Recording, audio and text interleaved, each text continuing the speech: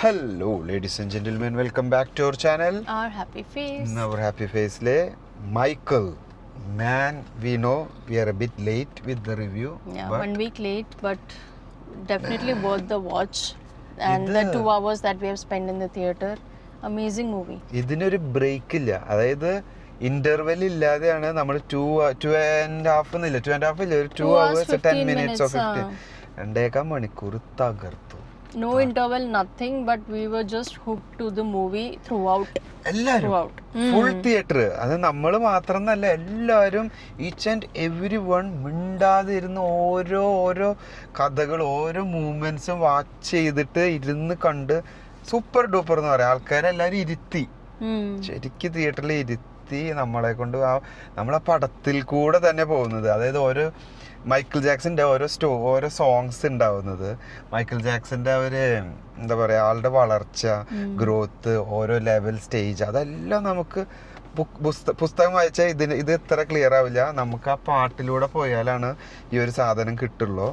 Majorly because the movie covers more of the musical part, dance, എല്ലാം കൂടെ വരുമ്പം you just keep on watching what's happening. And his first album that he released, everything ഇങ്ങനെ കാണിക്കുന്നുണ്ട്, which was really good to watch, you know, to know his life story and everything.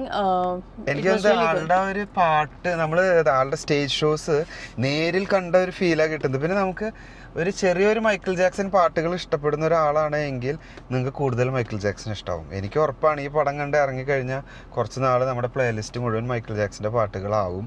കാരണം അത്രമാത്രം നമുക്കൊരു attachment തോന്നും ആ വ്യക്തിയോട്, അത്രമാത്രം ഒരു ഇഷ്ടം തോന്നുന്നു ആ ഒരു ക്യാരക്ടറിനോട്. അതായത് ക്യാരക്ടർ മീൻസ് മൈക്കിൾ ജാക്സനോട് നമുക്ക് അതിന് മാത്രം ഒരു ഇഷ്ടം തോന്നുന്നു.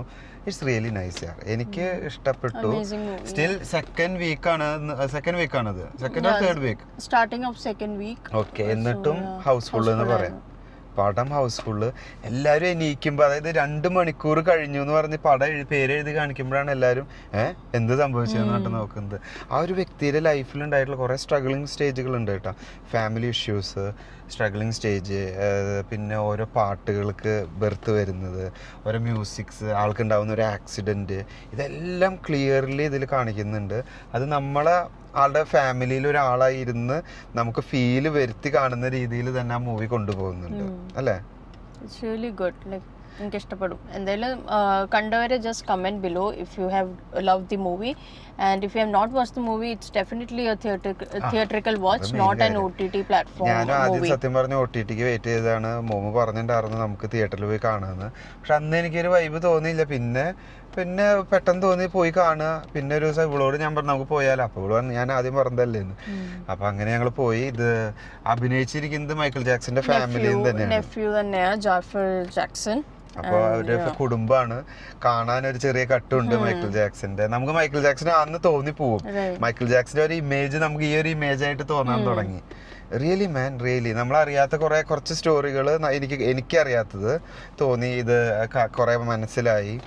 ആ ഒരു വ്യക്തിയോട് എനിക്ക് കുറച്ച് ആരാധന തോന്നി, ഇഷ്ടം തോന്നി.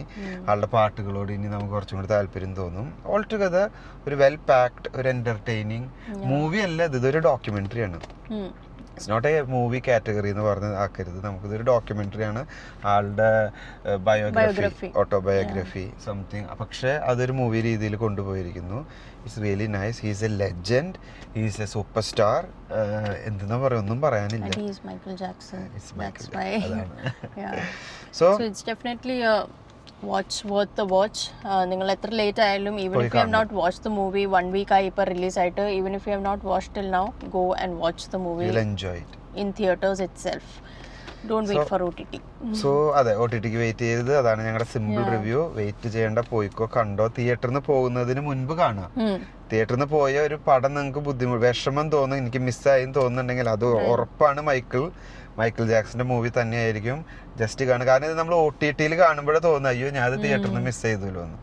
അപ്പോൾ അങ്ങനെ ഒരു റിഗ്രറ്റ് ഉണ്ടാവരുത്. Just go and watch. That's our simple small ഒരു റിവ്യൂ എന്ന് പറയാം. Thanks for watching. See you next time. Bye.